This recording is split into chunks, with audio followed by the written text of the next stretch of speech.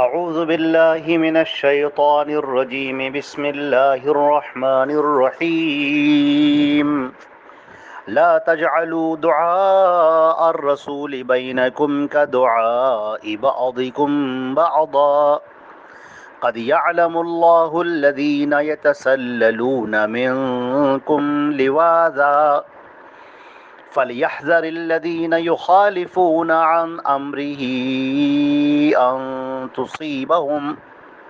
أن تصيبهم فتنة أو يصيبهم عذاب أليم۔ یہ سورہ نور کی آیت نمبر 63 ہے، 63، اور ترجمہ اس آیت کا یہ ہے: رسول کے بلانے کو اپنے درمیان اس طرح نہ بنا لو جیسے تمہارے بعض کا بعض کو بلانا ہے۔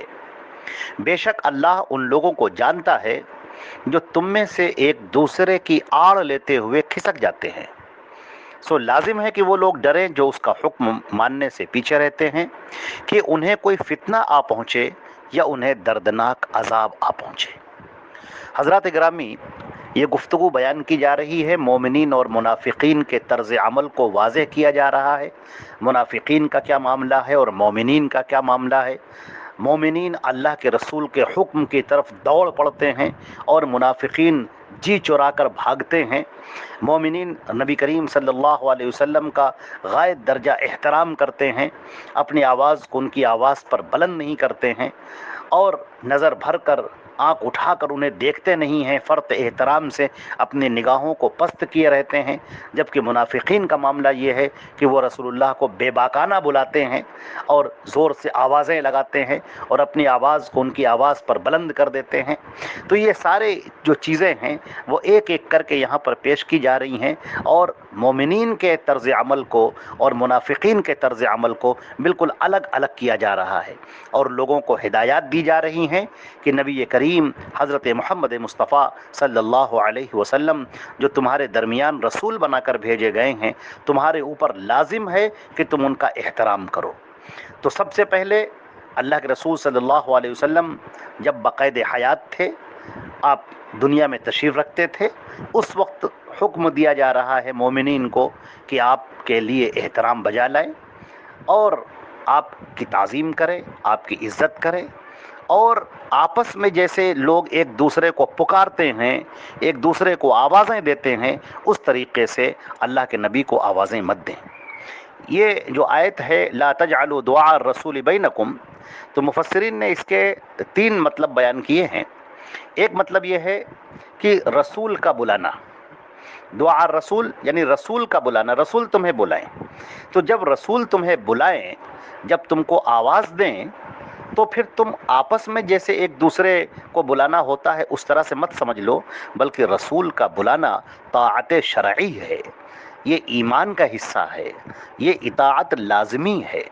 رسول جب تمہیں آواز دیں تو آپ کا حاضر ہونا یہ واجب ہوتا ہے۔ آپس میں تم ایک دوسرے کو بلاتے ہو تو کوئی ضروری نہیں ہے کہ ایک دوسرے کی آواز سن کر آدمی جائے، تو یہ آپس کا ایک الگ معاملہ ہے۔ لیکن رسول کا جہاں تک معاملہ ہے، رسول جب تمہیں آواز دیں، رسول جب تمہیں بلائیں، رسول جب تمہیں کسی امر کا حکم دیں، تو پھر یہ عام لوگوں کی طرح نہیں ہے، آپ کا معاملہ عام آدمی کی طرح سے معاملہ نہیں ہے، بلکہ رسول کی ایک حیثیت ہے۔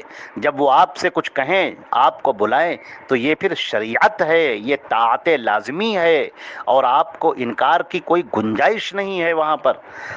لہذا قرآن پاک میں ایک دوسری جگہ پر بھی اس کو جو ہے وہ کہا گیا ہے کہ وَمَن يُطِعِ الرَّسُولَ فَقَدْ أَطَاعَ اللَّهَ، کہ جس نے رسول کی اطاعت کر لی اس نے اللہ کی اطاعت کر لی۔ کیا مطلب ہے اس کا؟ یعنی رسول جو تمہیں بلا رہے ہیں، رسول جو تمہیں آواز دے رہے ہیں، رسول جو تمہیں شریعت کا حکم دے رہے ہیں، یہ اپنی طرف سے نہیں ہے، بلکہ یہ اللہ کا حکم ہے۔ نبی کریم صلی اللہ علیہ وسلم تو اللہ کے حکم کو تم تک پہنچانے والے ہیں۔ لہٰذا اگر تم نے نبی کی بات کا انکار کر دیا تو تم نے اللہ کی بات کا انکار کر دیا، اور اگر تم نے نبی کی اطاعت کر لی تو تم نے اللہ کی اطاعت کر لی۔ تو یہ معاملہ ہے کہ رسول صلی اللہ علیہ وسلم کی حیثیت کو آپ سمجھیں، اور آپس میں جیسے لوگ ایک دوسرے کے طریقے سے ہیں تو ایک دوسرے کے طریقے سے ان کے معاملات کو مت سمجھیں، بلکہ ان کی حیثیت ایک رسول کی ہے۔ وہ اللہ کے بھیجے ہوئے رسول ہیں، وہ برگزیدہ نبی ہیں، ان کا مقام بہت بلند ہے، لہٰذا جب وہ تمہیں آواز دیں، جب وہ تمہیں بلائیں تو تمہارے اوپر ان کی اطاعت لازمی ہے۔ تم اف اور بٹ نہیں کر سکتے، تم ادھر ادھر نہیں جا سکتے، تم یہ نہیں کہہ سکتے کہ نہیں ہم سنیں یا نہ سنیں سب برابر ہے، ایسا نہیں ہے۔ نبی کریم صلی اللہ علیہ وسلم کی بات کا ماننا تمہارے اوپر لازمی ہے۔ اور اس آیت کا ایک دوسرا معنی یہ بھی بیان کیا گیا ہے کہ تمہارا رسول کو بلانا، دعا رسول یعنی تم بلاؤ رسول کو۔ تو یہاں پر یہ کہا گیا ہے کہ تم رسول کو اس طرح سے آواز مت دو جیسے آپس میں ایک دوسرے کو پکارتے ہو، آپس میں ایک دوسرے کو آوازیں دیتے ہو۔ نبی کا احترام ہونا چاہیے، نبی کی تعظیم ہونی چاہیے۔ نبی کی تعظیم تمہارے ایمان کا جز ہے، تمہارے ایمان کا حصہ ہے، لہٰذا ان کو اس طرح سے آواز نہیں دی جا سکتی جیسے تم آپس میں ایک دوسرے کو آواز دیتے ہو۔ سورۃ الحجرات کے اندر اس مفہوم کو اس طرح بھی بیان کیا گیا ہے، یا ایھا الذین آمنوا لا ترفعوا اصواتکم فوق صوت النبی ولا تجہروا له بالقول کجہر بعضکم لبعض ان تحبط اعمالکم وانتم لا تشعرون۔ اپنی آوازیں نبی کی آواز کے اوپر بلند نہ کرو اور نہ بات کرنے میں اس کے لیے آواز اونچی کرو تمہارے بعض کے لیے آواز اونچی کرنے کی طرح، ایسا نہ ہو کہ تمہارے اعمال برباد ہو جائیں اور تمہیں پتہ بھی نہ چلے۔ کتنی بڑی بات ہے یہ، اللہ اکبر، کہ تم نے اپنی آواز نبی کی آواز پر بلند کر دی تو تمہارے اعمال ضائع ہو جائیں گے، تمہارا ایمان سلب کر لیا جائے گا، تمہارا ایمان تمہارے دلوں سے نکال لیا جائے گا، تمہیں پتہ بھی نہیں ہوگا، تم سمجھ رہے ہو کہ ہم بڑے مومن ہیں۔ کہاں کا مومن، کہاں کا ایمان؟ تم اپنی آواز کو نبی کی آواز پر بلند کر رہے ہو۔ یہاں سے منافقین بالکل الگ ہو جاتے ہیں۔ صحابہ کرام کا معاملہ تو یہ تھا کہ وہ نبی کریم صلی اللہ علیہ وسلم کے سامنے جب یہ آیتیں نازل ہوئیں تو بعض صحابہ کرام تو بالکل گھر میں بیٹھ گئے۔ لوگوں نے کہا کہ کیا ہوا، تم گھروں میں بیٹھ گئے، تم اللہ کے رسول کے مجلس میں نہیں آتے؟ کہنے لگے میں کیا کروں، میری آواز اتنی بلند ہے، مجھے ڈر لگتا ہے کہ کہیں میں کوئی بات کروں تو میری بات نبی کی آواز پر اونچی نہ ہو جائے۔ اللہ کے نبی کو جب معلوم ہوا تو آپ نے ان کو بلایا، کہا نہیں تم ان میں سے نہیں ہو، تمہارا یہ معاملہ نہیں ہے، دل تو اللہ دیکھ رہا ہے، تمہارے اندر کتنا ایمان ہے، کتنا تقویٰ ہے، نبی کے لیے کتنی محبت ہے، وہ تو اللہ دیکھ رہا ہے، تم اس میں شامل نہیں ہو۔ مگر منافقین کا جو معاملہ تھا وہ بالکل الگ ہو گیا۔ منافقین جس طرح نبی کو پکارا کرتے تھے، جس طرح آوازیں کسا کرتے تھے، مذاق بھی اڑاتے تھے اور ایک دوسرے کو کنکھیوں میں دیکھ کر ہنسی اڑاتے تھے، ایسوں کا ایمان سلب ہو جاتا ہے، پتہ بھی نہیں چلتا۔ لہٰذا یہاں پر فرما دیا گیا کہ نبی کی تعظیم کرو، نبی لائق احترام ہیں، وہ تو تمہارے درمیان اللہ کے بھیجے ہوئے رسول ہیں، لہٰذا اپنی آواز کو ان کی آواز پر بلند مت کرو۔ تو یہ معنی بھی بہت عمدہ ہیں، وہ پہلے دونوں معنی بھی۔ اور تیسری تفسیر یہ بھی کی گئی ہے کہ رسول کی دعا کو عام لوگوں کی دعا کی طرح مت سمجھو، کیونکہ آپ کی جو دعا ہے وہ قبول شدہ ہے، یعنی قبول ہو جائے گی وہ، اور اگر تمہارے حق میں ہو گئی تو اس سے بڑھ کر کوئی نعمت نہیں، اور اگر تمہارے خلاف یہ ہو گئی تو پھر بہت بری بات ہو جائے گی، تمہارا ٹھکانہ کہیں نہیں رہے گا، تم تو ضائع ہو گئے، برباد ہو گئے۔ تو بہرحال وہ اوپر کے دو معنی زیادہ مناسب ہیں، زیادہ بہتر ہے۔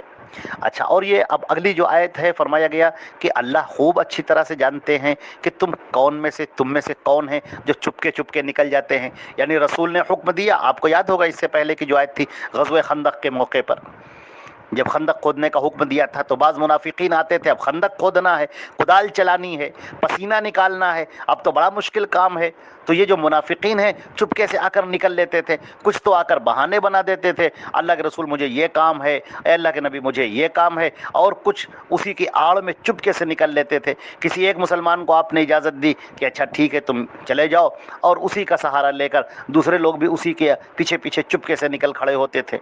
تو اللہ تعالیٰ فرماتا ہے کہ یہ تم چپکے نکل کر بھاگ رہے ہو، جو تم چپکے رسول کے حکم سے دور جا رہے ہو، اللہ تعالیٰ خوب جانتا ہے، خوب اچھی طریقے سے جانتا ہے کہ کون جو ہے تم میں سے چپکے سے نکل کر بھاگ رہا ہے۔ تم اللہ کو دھوکہ نہیں دے سکتے، اللہ سے کوئی بات ڈھکی چھپی نہیں، آگے کی جو آیت ہے، اللہ اکبر، اس آیت کو ہمیشہ یاد رکھنا چاہیے اور اس آیت کو کبھی نہیں بھولنا چاہیے۔ فرمایا گیا فَلْيَحْذَرِ الَّذِينَ يُخَالِفُونَ، چوکنا ہو جانا چاہیے ان لوگوں کو، چوکنا ہو جائیں، کان کھڑے کر لیں، کانپ جائیں، تھر تھرا جائیں، وہ لوگ جو تمہارے حکم کی مخالفت کر رہے ہیں، جو تمہاری بات نہیں مان رہے ہیں۔ کہیں ایسا نہ ہو کہ آزمائش ان پر آ جائے یا دردناک عذاب ان کو پکڑ لے، کیونکہ تم نے سمجھا نہیں رسول کی بات کو۔ رسول کی بات عام آدمیوں کی بات کی طرح نہیں ہے۔ یاسین والقرآن الحکیم انک لمن المرسلین، اے نبی بے شک آپ رسولوں میں سے ہیں۔ رسولوں کا مرتبہ اور مقام آپ جانتے ہو۔ حضرت نوح علیہ السلام نے بد دعا کی تھی، پوری قوم غرقاب کر دی گئی۔ حضرت صالح نے بد دعا کی تھی، حضرت لوط علیہ السلام نے بد دعا کی۔ ذرا غور کر کے سوچ کے دیکھو کہ نبی کی مخالفت جب کی ہے اس امت نے، اس قوم نے، تو اللہ نے اس قوم کو تباہ و برباد کر دیا، ملیا میٹ کر دیا، ان کو شکست و ریخت سے دوچار کیا، ان کا نام و نشان مٹا دیا۔ جن لوگوں نے نبی کی شان میں گستاخی کی، جن لوگوں نے نبی کی تذلیل کی، جن لوگوں نے نبی کی تحقیر کی، جن لوگوں نے نبی کی لائی ہوئی باتوں کو جھٹلا دیا، ان کی بات کو نہ مانا، ان کی بات کو سننے کے باوجود اپنی پیٹھ کے پیچھے ڈال دیا، اللہ نے ان قوموں کو مٹا دیا، ختم کر دیا ان قوموں کو۔ لہذا فرمایا گیا کہ چوکنا ہو جانا چاہیے ان لوگوں کو جو نبی کے حکم سے کی مخالفت کر رہے ہیں، اس کے الٹے جا رہے ہیں۔ نبی کچھ کہہ رہا ہے وہ کچھ کر رہے ہیں، نبی کی بات نہیں مان رہے ہیں۔ کہیں ایسا نہ ہو کہ ان کے اوپر آزمائش آ جائے، فتنے آ جائیں ان کے اوپر، فتنے آ جائیں ان کے اوپر۔ اللہ اکبر، یہ فتنے کا لفظ کیا ہے؟ یہ بہت بڑا لفظ ہے۔ یہ طبری نے اپنی سند کے ساتھ حضرت علی بن ابی طلحہ سے عبداللہ بن عباس کا قول نقل کیا کہ یہ فتنہ کی کیا معنی ہے۔ انہوں نے فرمایا کہ فتنے سے مراد شرک ہے۔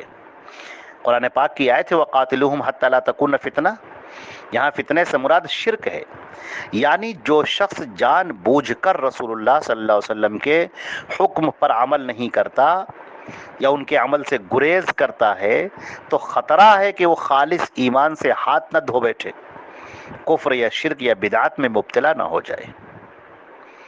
اللہ اکبر، یہ بہت ہی ڈرنے والی آیت ہے۔ یا تمہیں دردناک عذاب نہ پکڑ لے، اور یہ کہیں نہیں، ایسا نہیں کہ دونوں چیزیں ایک ساتھ آ جائیں، تم فتنے میں گرفتار ہو جاؤ، اللہ ایمان کو سلب کر لے، اللہ ایمان کو چھین لے۔ ہمیں ڈرنا چاہیے، اے اللہ تو ہماری مغفرت فرما دے، ہمارے ایمان کو باقی رکھ۔ کہیں ایسا نہ ہو کہ ہم جانے انجانے میں اپنے نبی کی مخالفت کر رہے ہوں، اپنے نبی کے حکم کے خلاف جا رہے ہوں، اور کہیں ایسا نہ ہو کہ ایمان سلب ہو جائے۔ اے اللہ تو ہماری حفاظت فرما، ہمارے ایمان کی حفاظت فرما، ہمیں نبی کی اطاعت کرنے والا بنا دے، ہمیں نبی کے حکم پر چلنے والا بنا دے۔ یہاں صرف ایک معاملے میں رسول کی اطاعت نہ کرنے پر وعید سنائی گئی ہے، تو ذرا سوچئے کہ جو نبی کی کوئی بات ہی نہیں مانتے ہیں، اور جو نبی صلی اللہ علیہ وسلم کی باتوں کے آنے کے بعد بھی دوسروں کی باتوں کو مانتے رہتے ہیں، اپنی تہذیب، اپنا کلچر، اپنا فلاں، ہمارے علماء نے یہ کہا، ہمارے مولانا نے یہ کہا، فلاں دانشور نے یہ کہا، فلاں بڑے آدمی نے یہ کہا، ہمارے باپ داداؤں نے یہ کہا، ہمارے خاندان میں یہ چلتا چلا آ رہا ہے، یہ ہماری رسم ہے، ہمارا رواج ہے۔ یہ اس طرح کی باتیں جو لوگ کرتے ہیں اور نبی کی حدیث کو نہیں مانتے ہیں، نبی کے قول کو نہیں مانتے ہیں، ان کا کیا انجام ہوگا، ان کا کیا ٹھکانہ ہوگا، اللہ کی نگاہ میں ان کی کیا حیثیت ہے، یہ ضرور غور کرنا چاہیے۔ اللہ رب العزت ہم کو اور آپ کو اپنے نبی کی مخالفت کرنے سے بچائے، ان کے حکم کے خلاف جانے سے بچائے، ہمیں اللہ اور اس کے رسول کا مطیع اور فرما بردار بنائے، ان کے احکامات پر چلنے والا بنائے۔ اے اللہ اپنے فضل و کرم سے ہم سب کا خاتمہ ایمان پر فرما۔ والسلام علیکم ورحمۃ اللہ وبرکاتہ۔